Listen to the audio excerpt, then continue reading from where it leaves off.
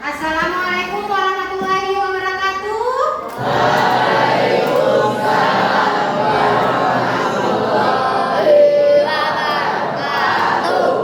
Tolong ketua kelasnya Rama, silakan disiapkan.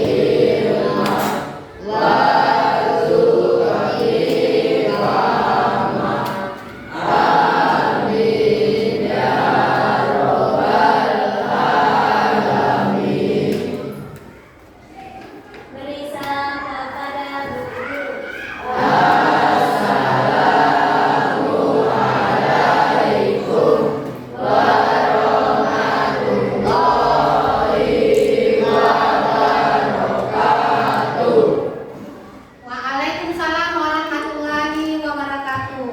Gimana istirahat kalian? Udah kenyang? Ya, tadi jajan apa? Bakso, gorengan.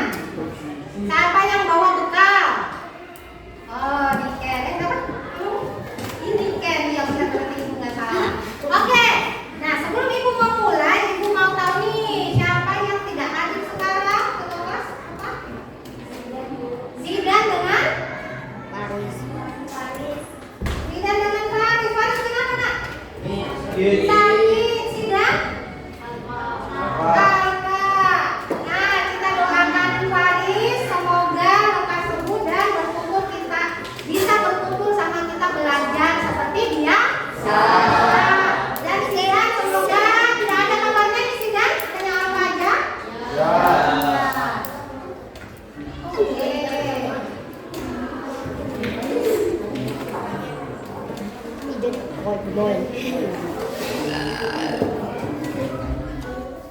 Oke, sebelum kita memulai pembelajaran, nah, Ibu mau tanya dulu nih, apa namanya kalian kemarin belajar tentang berpikir komputasional, benar sekali. Nah, berpikir komputasional itu seperti apa? Berpikir layaknya komputer.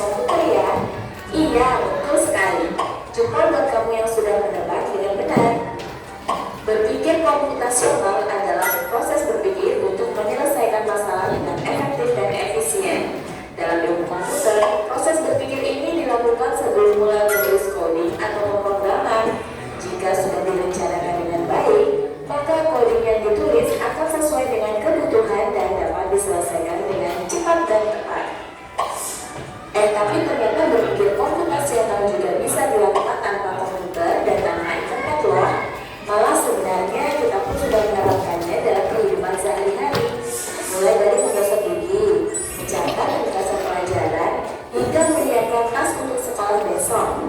Wah, kalau kita sudah bisa menerapkannya setiap hari, berarti kita semua sudah mahir dong. Eits, belum tentu.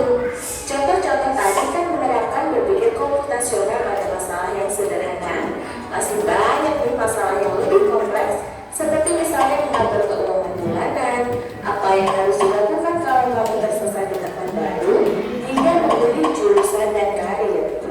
Lalu yang lebih penting lagi, ketika kamu dewasa nanti, kamu akan menghadapi era industri 4 dan bahkan 5. Di sini kamu perlu kecepatan untuk memanfaatkan dunia digital, mulai dari mencari dan memilah informasi yang kamu perlukan, hingga menggunakan informasi itu untuk membuat keputusan penting dalam hidupmu.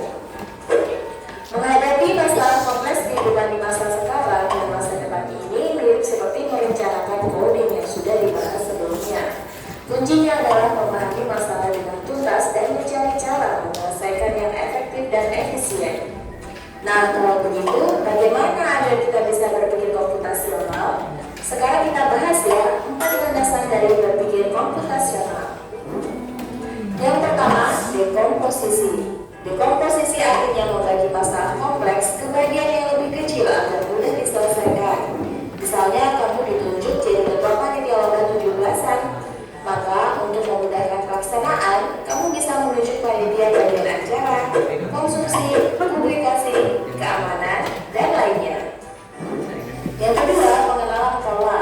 Artinya mencari kesamaan dan pola di antara bagian-bagian masalah kompleks yang sudah dibincang. Misalnya, kamu hendak melipat dan menyimpan jemuran di rumah, maka kamu perlu bisa mengenali jemuran milik ayah, ibu, kamu, adik, dan milik bersama seperti spray, handuk, dan lainnya. Ini karena jemuran-jemuran itu perlu disimpan di tempat yang berbeda. Yang ketiga, abstraksi. Artinya fokus pada informasi yang penting saja, mengabaikan detail yang tidak diperlukan. Misalnya, kamu hendak menceritakan pengalamanmu berwisata ke luar kota. Tentunya kamu mengalami banyak hal dari mulai mendaftar di bus, berfoto bersama, makan di restoran, menginap di hotel, hingga perjalanan pulang. Tapi nggak mungkin kan kamu ceritakan semua kejadian dengan detail pada teman-temanmu. Pasti mereka bosan kalau kelamaan. Jadi kamu harus menyaring beberapa kejadian yang menarik saja untuk diceritakan pada teman. Yang terakhir, algoritma. Artinya membuat langkah-langkah penyelesaian atau membuat aturan yang diikuti untuk menyelesaikan masalah. Misalnya, kamu diberi daftar belanja di supermarket oleh ibu. Ada minyak goreng, telur, roti, sayur, dan kopi. Lalu kamu harus buru-buru karena ibu sudah mau memasak dengan minyak goreng itu. Nah, kalau seperti ini, satu cara yang efisien misalnya mulai dengan mengambil barang yang paling dekat dari pintu masuk hingga terakhir yang paling dekat dengan kasir. Nah, itu dia 4 landasan berpikir komputasional yang perlu diterapkan untuk memecahkan masalah yang kompleks. Lalu berikutnya, apakah ada cara untuk mengasah kemampuan berpikir komputasional? Tentu ada. Selain bisa coba kamu terapkan ke masalah sehari-harimu, kamu bisa juga latihan soal untuk mengasahnya. Misalnya, gurumu akan memberikan soal-soal computational thinking di mata pelajaran matematika, bahasa Indonesia, dan IPAS dalam kurikulum mereka. Selain itu, kamu bisa ikut tantangan bebas Indonesia juga. Yuk coba simak satu contoh soal computational thinking. Dalam bis studi wisata ada 3 kelompok. Itu tadi adalah tentang apa? Berpikir komputasional. Contohnya apa tuh tadi?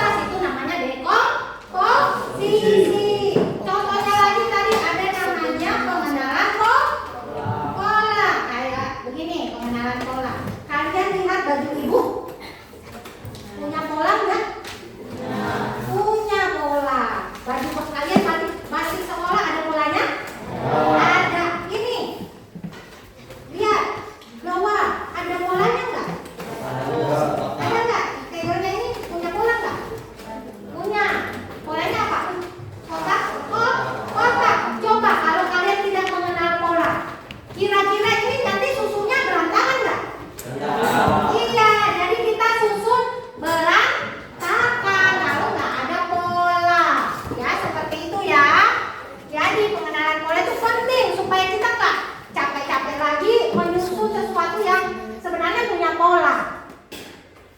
Ya, jadi seperti itu kehidupan sehari-hari. Kehidupan kalau matematikanya ada juga namanya pola. Seperti ini, coba lihat.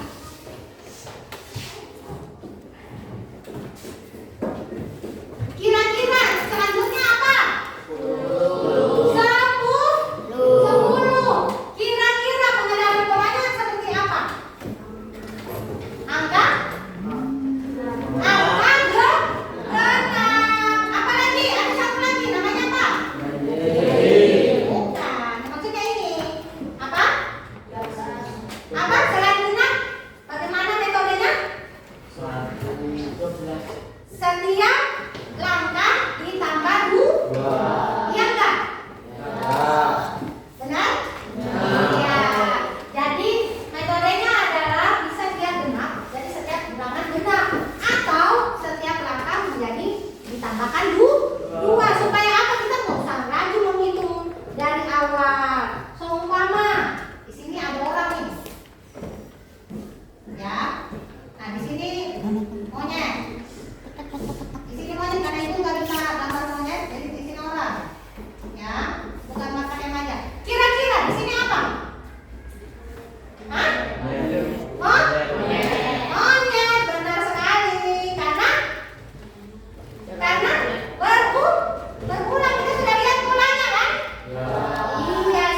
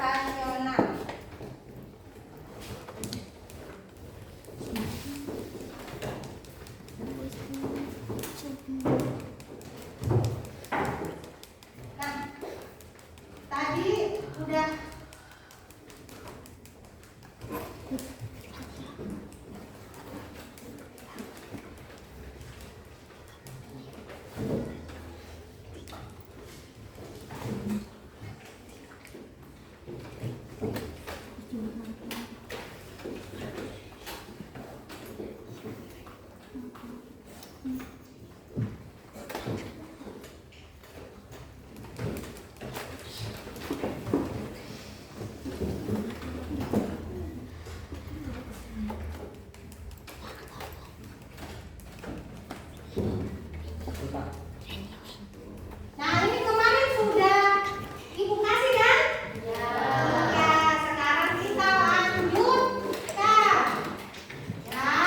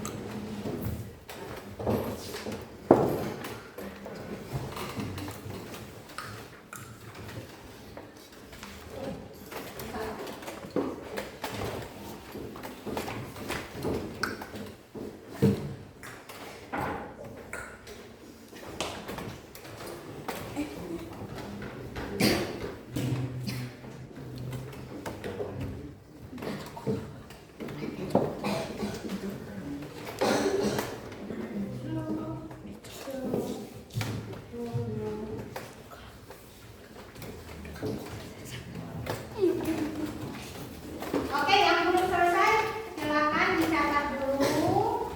Yang sudah selesai silakan disimak. Nanti Ibu dilihat lagi baik-baik gambarnya. Nanti Ibu jelaskan.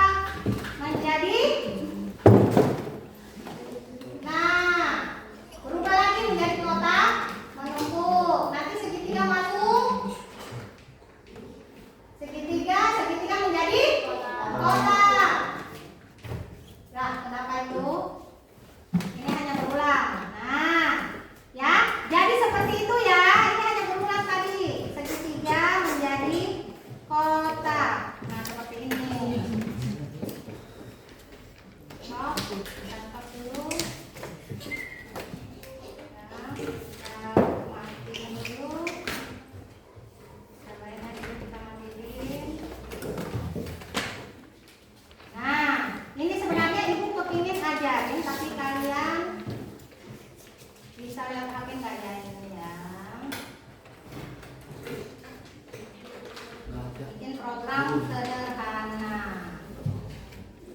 Nah, ini ya kan? Kotak berubah menjadi segitiga. Nah, di sini nggak akan berubah karena dia sudah segitiga. Di sini berubah menjadi kotak, maka keluarannya kotak. Nah, seperti ini. Bisa kelihatan nggak dari belakang? Bisa. Nah, sekarang kalau ibu kepingin sama seperti indua ya, sama. Kalau indua ibu masukkan kotak ke dalam kotak, maka di sini berubah nggak? Enggak, di sini berubah nggak? Enggak, nanti di sini berubah nggak kotak? Menjadi segitiga. Di sini berubah nggak? Segitiga. Berubah menjadi kotak. Di sini berubah nggak? Enggak, berarti di sini keluarannya adalah kotak. Oke, begini cara aturnya. Ibu bertanya nih, kira-kira kalau ibu masukkan 0 atau bulat atau lingkaran, kira-kira hasilnya, jika hasilnya nanti outputnya lingkaran, kira-kira in berapa yang bisa menghasilkan lingkaran? Silakan, in berapa yang bisa menghasilkan lingkaran? Ada yang mau coba? Ada yang bisa coba?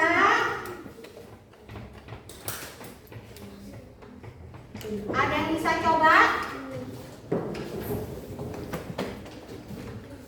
Silakan coba. In berapa menghasilkan lingkaran? In berapa? Ada yang bisa? In berapa? In 1, in 2, in 3? In 3. Kita coba.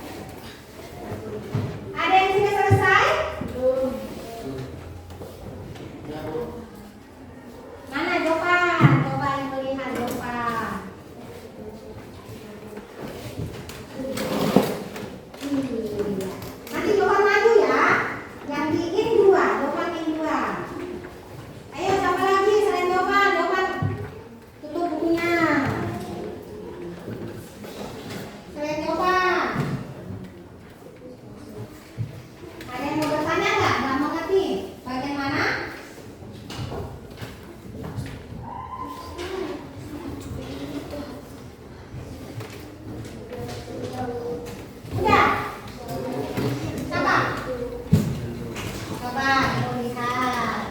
Perubahan apa yang terjadi? Lingkuran. Perubahannya ini apa? Bulat. Kalau misalkan kita lingkur bulat, maka menjadi kotak. Terus kalau kotak itu berubah menjadi apa? Nah, kurang kan? Segitiga di sini jadi apa? Kotak lagi. Jadi yang semakin bulat. Nah, jadi perubahan kotak, ya kan?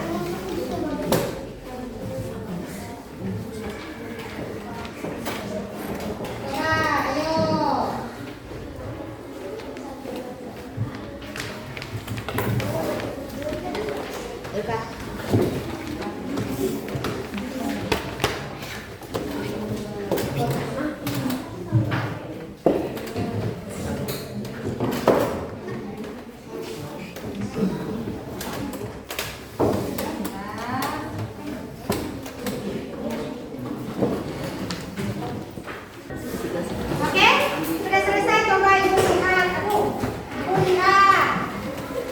Mana yang sudah selesai? Ini prosesnya mana? Prosesnya.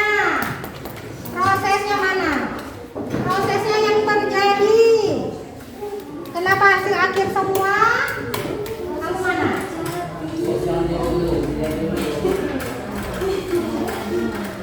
Ikut. Sekarang Irul, coba Irul maju untuk in satu aja nak, in satu. Bagaimana prosesnya? Irul yang maju dulu, in satu. Silakan Irul, maju in satu. Bagaimana prosesnya? Coba kamu ceritakan prosesnya. In satu, berubah menjadi apa? Ya. In satu Irul, coba keren Irulnya.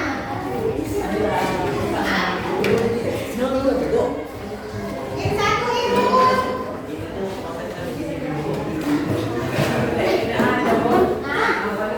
Iya prosesnya bagaimana? Bentuknya sehingga dia menjadi apa? Coba ini. Jadinya apa prosesnya? Jadi segitiga. Ada yang bisa? Oke, terima kasih. Tepuk tangan dong untuk Irul. Ada yang bisa jelaskan bagaimana prosesnya in 2? Coba in 2. Prosesnya jawaban. Nah, coba in 2. In 2-nya. Silakan in 2-nya. Ya tinggal catat aja Pak, ini tadi. In 2-nya masuk dari mana? Dari atas apa? Dari bulat menjadi kotak terus menjadi kotak. Kotak terus berubah menjadi apa lagi coba? Dari segitiga. Jadi kotak. Benar sekali. Segitiga dulu. Nah, terus kotak. Ya, nggak apa-apa. Kotak. Oke, tepuk tangan dong untuk kotak.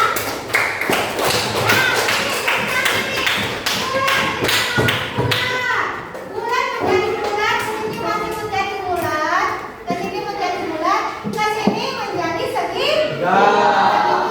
Maka outputnya adalah segitiga.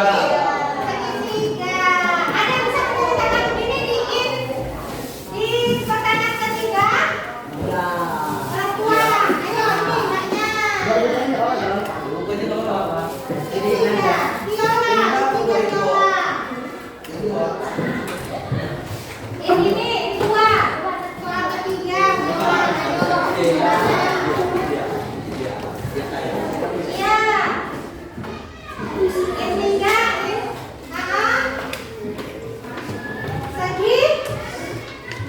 segitiga menjadi apa? Bulat menjadi Segitiga.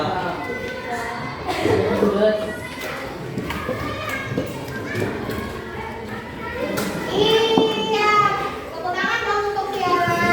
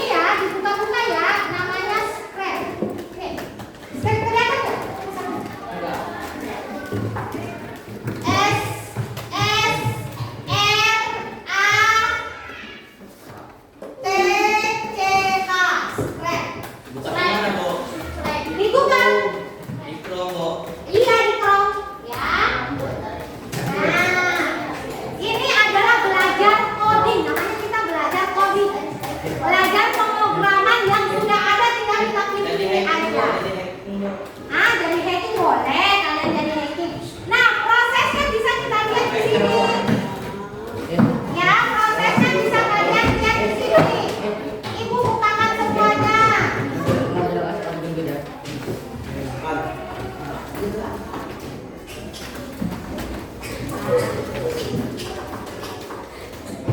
Nah, semuanya ibu bukain, ibu masuk. Ibu taruh di masing-masing